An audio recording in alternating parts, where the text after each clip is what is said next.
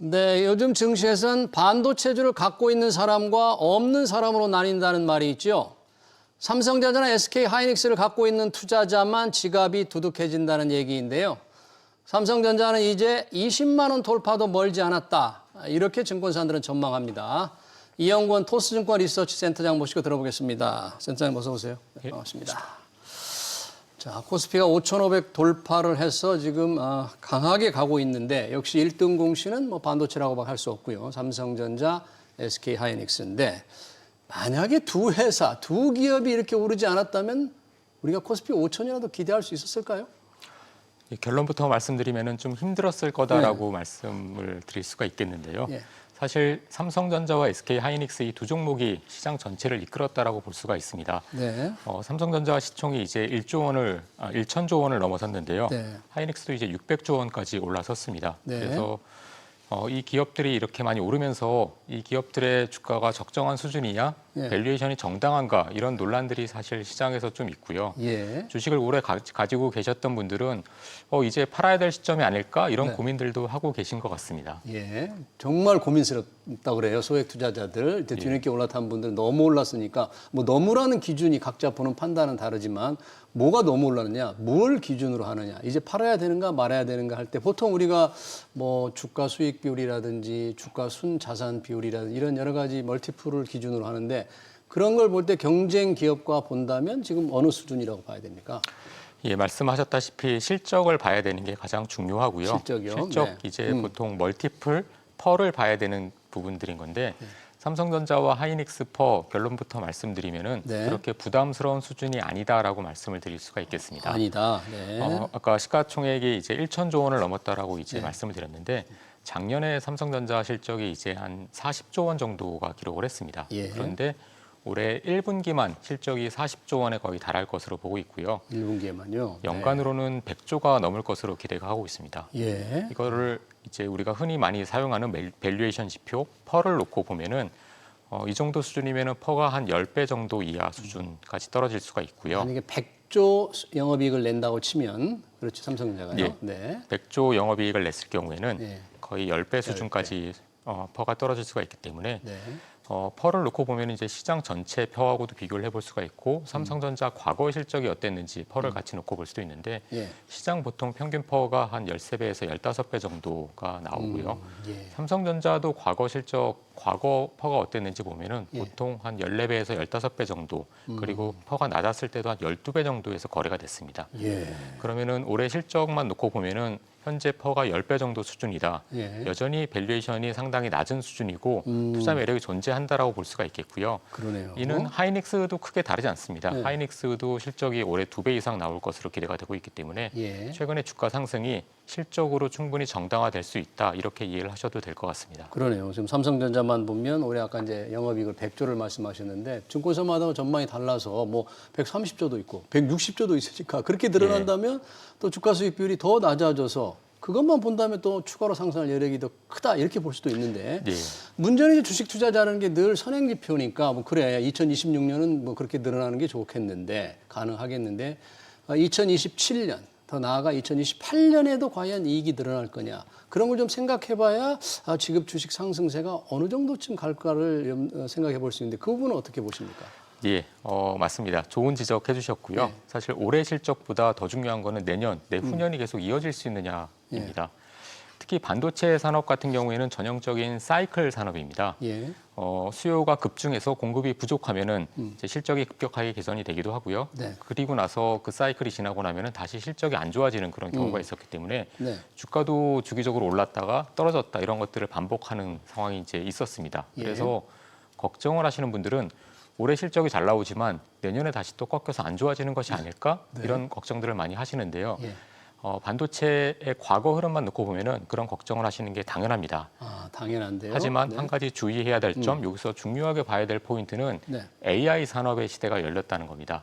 이게 중요한 포인트고 중요한 변수가 될 것이다라고 이제 보고 있는데 사실 이 AI는 단기적인 유행이 아니고 장기적인 사이클, 장기적인 시장 트렌드를 형성을 하고 있는 상황입니다.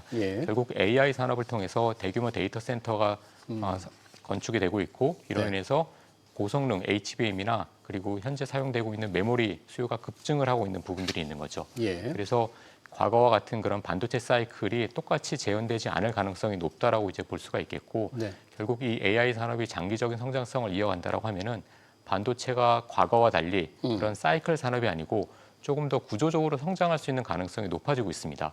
그래서 실적을 볼 때 네.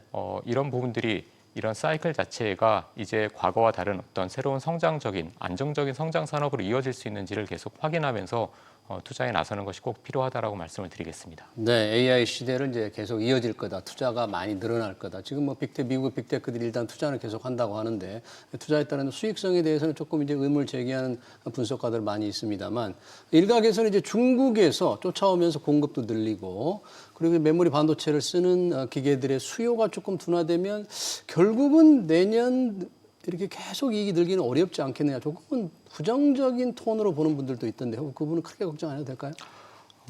많은 위험이 사실 있는 것은 사실입니다. 반도체의 그런 경기를 예측하는 것 자체가 상당히 어려운 부분들이기 때문에 네. 사실 지금 시장에서 확신을 가지고 투자하고 있는 부분은 올해 상반기 그리고 올해 하반기까지는 실적이 확실하게 잘 나올 것이다라는 부분들에 있어서는 크게 의심할 부분들이 없는 상황이고요. 다만 이제 그 내년, 내후년까지 이어질 수 있는지에 대해서는 여전히 시장에서도 걱정을 하고 있는 부분들이 있습니다. 예. 근데 이 걱정을 해소할 수 있는 이런 부분들이 좀 확인이 돼야 될 것으로 보고 있고 제 생각으로는 반도체 경기 자체가 과거처럼 그렇게 큰 사이클을 나타내면서 하락하는 현상이 나타나지는 않을 것으로 보고 있습니다. 앞서 말씀드렸다시피 AI 산업이 가장 큰 동력이 될 것이기 때문입니다. 네, 한 가지 더요. 오늘 삼성전자가 그 6세대 메모 HBM 고대역 분면 HBM4를 SK 하이닉스보다 먼저 이렇게 출하했다. 엔비디아에 했다는데 원래 SK 하이닉스가 먼저 선두를 계속 유지하고 있었는데 뭐 기선을 좀 제압한 건가요? 삼성전자가 SK 하이닉스는 좀 조용합니다. 예, 삼성전자의 그런 약간 후발주자라고 이제 할 수가 있었죠. HBM이나 첨단 반도체에서는 약간 후발주자 있었던 삼성전자가 사실 되게 빠르게 올라오고 있는 상황이고요.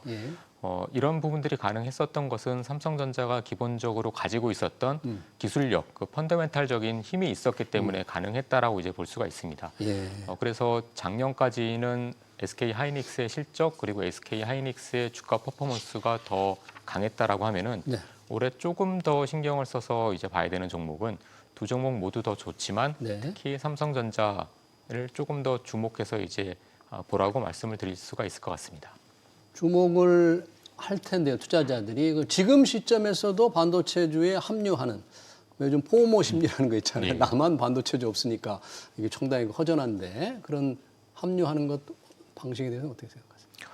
반도체주에 관심을 가지고 투자하는 거에 대해서는 뭐 여전히 필요하다라고 말씀을 드릴 수가 있겠는데 다만 이제 투자하실 때 조금 조심하셔야 되는 부분들이 말씀하신 것처럼 포모에 휩싸여서 나만 지금 반도체주가 없네, 주가가 올라가는데 빨리 사야 되겠다 이런 조급한 마음이 있으면은 그 투자가 실패로 돌아갈 가능성이 상당히 높습니다. 그래서 투자를 할 때는 사실 조급하지 않게 투자를 매수를 하는 과정에서도 조금 조정이 있을 때 조금씩 나눠서 매수를 한다거나 뭐 무리한 레버리지 투자를 하지 않는다거나 이런 부분들이 꼭 필요하겠고요.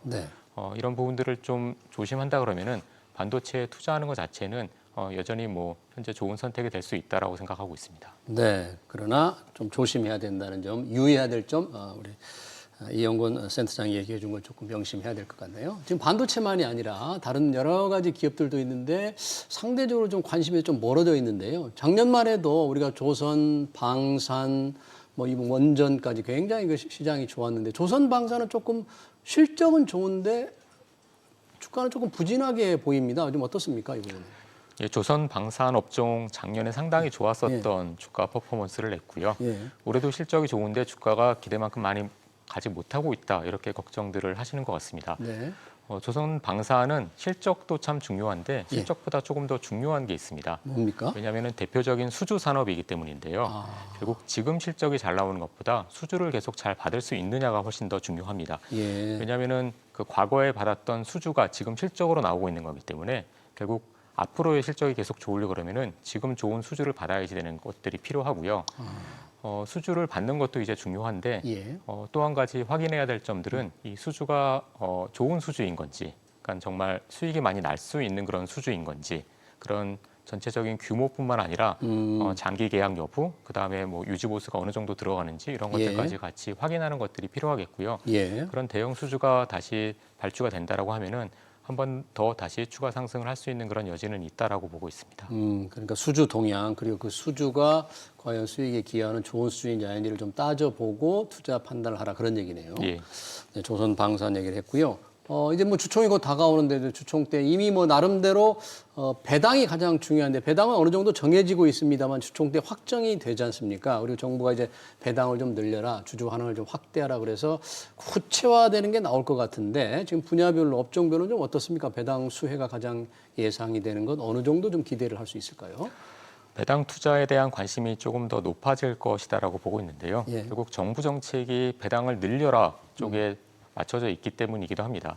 결국 배당 투자를 할 때 좀 주의해서 보셔야 되는 점 먼저 말씀을 이제 드리면은 보통 배당 투자라고 하면은 이제 장기 투자를 생각하고 안정적인 투자다라고 이제 생각을 하시는데 왜냐하면은 계속 안정적으로 배당금이 이제 나오기 때문인 거죠. 근데 배당금이 나오는 것만 생각하시면은 안 되고 이 회사의 어떤 주가 흐름, 이 회사가 계속 안정적으로 배당을 계속 줄 수 있는지 앞으로도 이런 부분들을 이제 봐야 될 필요가 있는데 그런 부분들을 확인하기 위해서는 이익의 안정성이 계속 유지가 되고 있는지 이 회사가 속해 있는 산업 자체도 계속 성장할 수 있는지 이런 것도 같이 이제 같이 체크해 보실 필요가 있겠고요.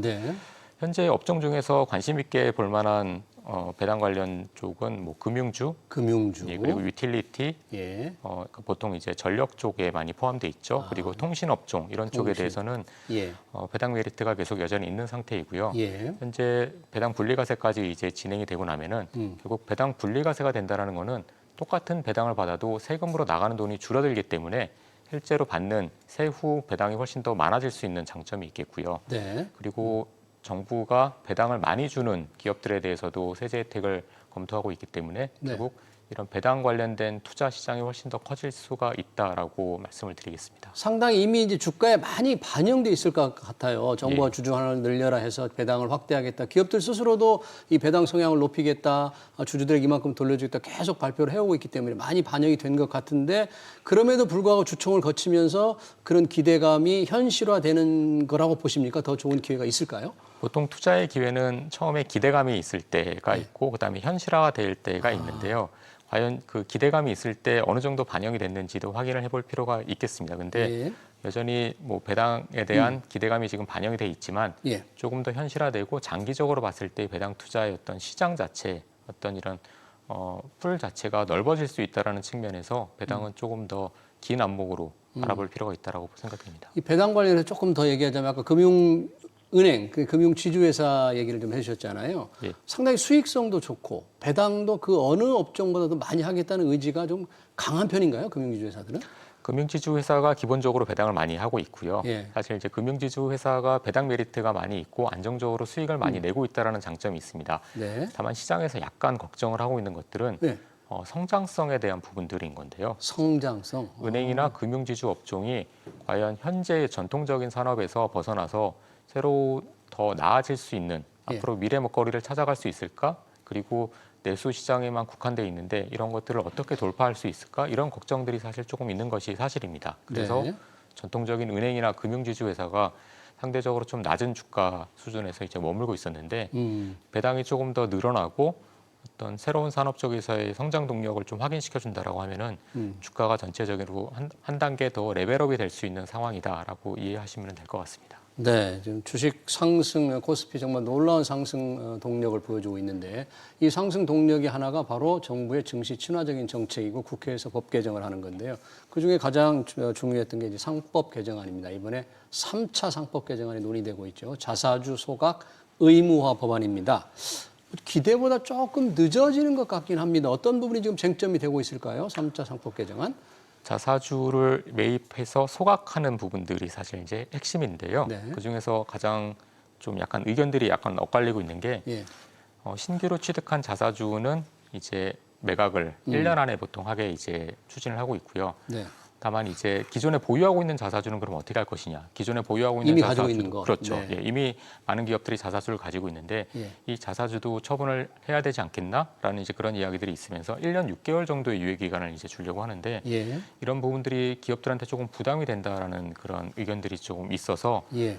이 부분을 좀 조율하고 있는 상태라고 이제 볼 수가 있겠습니다. 예. 특히 자사주 소각은 기업들이 이제 경영권 그 방어 측면에서도 같이 맞물려 있기 때문에 보통 기업들이 가지고 있는 자사주를 이용해서 경영권을 좀 보호하는, 그러니까 지분을 조금 높여서, 그러니까 본인이 가지고 있는 지분, 실제로 시장되고 있는 유통되고 있는 주식 수를 이제 줄여서 또 경영권을 좀 보호하는 그런 부분들이 있었기 때문에 이런 부분들에 대한 이견이 조금씩 있는 상태입니다. 그래서 네. 조금 지연되고 있는 것은 사실이지만 결과론적으로는 결국 이 자사주 소각 관련된 부분들이 법안이 통과될 것으로 보고 있고요. 네. 자사주를 많이 가지고 있는 기업들을 주목해서 봐야 될 시점이 올 것이다라고 보고 있습니다. 아까 이제 정책이라는 게 증시라는 게 기대감이 있을 때 한번 오르고 또 그 기대감이 또 현실화됐을 때 반영이 될 수도 있다 그러는데 이것도 역시 이제 상법 개정안이 이제 통과될 경우에는 실제 자사주 소각이 의무화되니까 많이 가지고 있는 자사주를 많이 가지고 있는 기업을 좀 눈여겨 보라는데 주로 어떤 부분들이 그런 게 있죠? 자사주 보통 지주사들이 자사주를 많이 가지고 있는 경우들도 있고요. 지주에서요? 대부분 자사주를 많이 가지고 있는 부분들은 예. 경영권 대주주의 지분율이 조금 낮은 경우들도 있습니다. 그래서 자사주를 많이 가지고 있는 기업을 주목해서 봐야 되는 부분들이 예. 이 자사주를 소각하거나 처분하면서 자본 효율화를 가지고 있습니다. 훨씬 더 자본을 되게 효율적으로 잘 쓸 수 있는 그동안 네. 자사주로 가지고 있는 것들을 예. 더 효율적으로 사용할 수 있는 부분이 있겠고요. 네. 또 한 가지는 이 대주주 지분율이 낮기 때문에 이 자사주를 처분하는 과정에서 경영권이 잘 방어될 수 있을까 이런 걱정들을 이제 할 수가 있겠고 네. 이런 부분들도 이슈가 되면서 주가의 어떤 변동성을 좀 높일 수가 있습니다. 그렇기 때문에 이 부분은 통과가 되고 나서 실질적으로 액션이 나타나는 과정에서 조금 더 주가 움직임이 많이 있을 수 있는 이벤트라고 생각을 하고 있고요. 네. 그렇기 때문에 이 법안이 통과되는 부분 그리고 네. 기업들이 어떻게 반응하는지 이런 부분들을 계속 관심 있게 지켜보시라고 말씀을 드리고 싶습니다. 네, 그러네요. 이제 상법 개정안 국회 논의가 뭔가 진전을 보일 경우에 시장에 어떤 영향을 미칠지 주목해야 되겠는데요.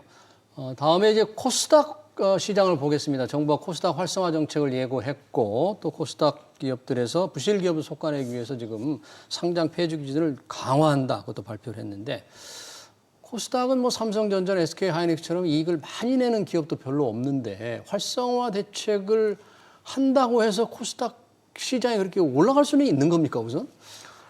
기본적으로는 실적이 가장 중요하죠. 실적이 사실 잘 돼야 되는데 실적뿐만 아니라 그 주변을 지원해주는 정책도 상당히 중요합니다. 그래서 코스닥 활성화 대책 자체가 의미가 있을 수 있다라고 보고 있고요. 이번에 발표돼서 이야기 나오는 것들을 보면은 이제 상장 폐지 조건을 조금 더 강화해서 강화하는 거요? 이제 부실 기업이나 저가 기업들이 조금 더 빠르게 상장이 폐지될 수 있도록 유도하겠다라는 이야기들이 나오고 있는데 네. 이게 이제 빠르면은 7월부터 지금 적용을 하려고 하고 있습니다. 그러면은 현재 1,000원 미만인 주식에 대해서는 관리 종목을 지정하고 나서 그 다음에 상장 폐지로 이제 연결하는 부분들로 갈 것으로 보여지는데 대상 기업 수가 거의 한 200개 가까이 이제 될 수가 있는 상태입니다. 기업이 상당히 많은 거죠. 예. 이제 이것만 놓고 보면은 시장이 좀 걱정을 할 수도 있겠죠. 상장 폐지가 되면은 시장이 되게 더 불안해지는 것이 아닐까? 그럴 것 같아요. 예, 맞습니다. 가지고 있는 회사가 혹시 상장 폐지 우려가 높아지는 기업이다 그러면 주가가 떨어질 수도 있고요. 예.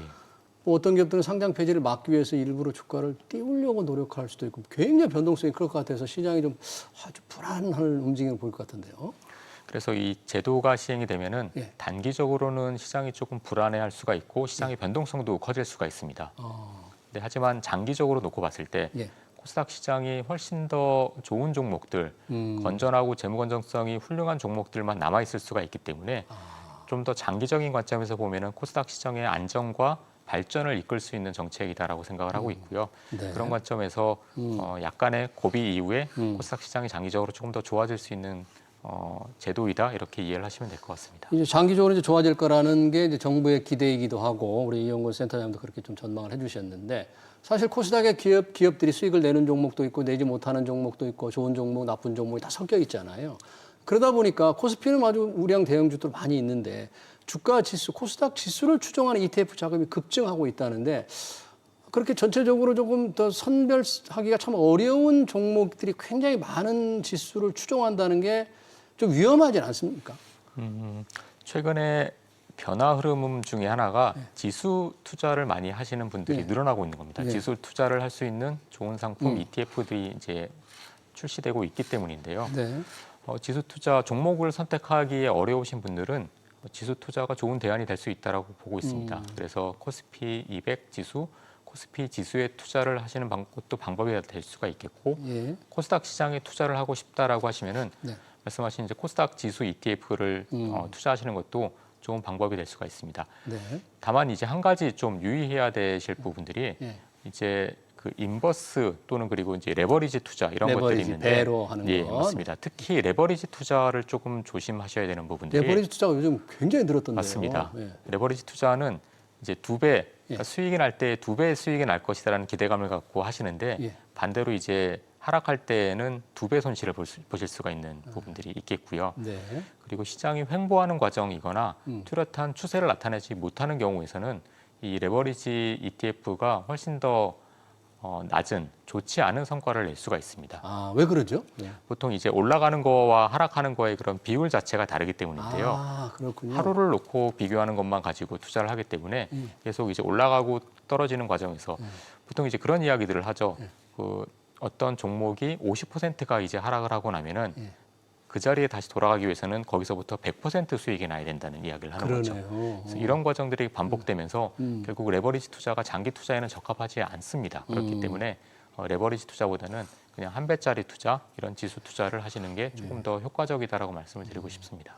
같은 퍼센티지로 똑같은 비율로 오르고 내려도 결국 같은 중간에 있는 게 아니라 똑같은 비율로 계속 올랐다 내렸다면 계속 밑으로 가겠네요. 예, 맞습니다. 그러니까 레버리지 투자 잘못하면 크게 낭패를 볼 수도 있다. 그런 얘기네요. 자, 이 코스피가 지금 5,500을 뛰어넘어서도 상당한 탄력을 받고 있는데 혹시 토스증권에서는 연말 코스피 목표를 좀 어떻게 보는지, 역시 주도주는 뭐 반도체일 건지 어떻게 보십니까? 예, 저희가 연말 지수 전망치를 뭐 따로 제시하고 있지는 않은데요. 근데 지금 현재 기업 수준 그리고 기업 실적이 나오는 추세를 보면은 현재보다 지수의 추가 상승 여력이 충분히 있다라고 보고 있습니다. 삼성전자와 하이닉스 아까 잠깐 말씀을 드렸는데 삼성전자하고 하이닉스 이 두 종목이 코스피 시장에서 차지하는 시가총액 비중이 한 35% 정도가 됩니다. 그런데 올해 실적에서 기여하는 부분들은 보수적으로 잡아도 40%가 넘을 것으로 보고 있거든요.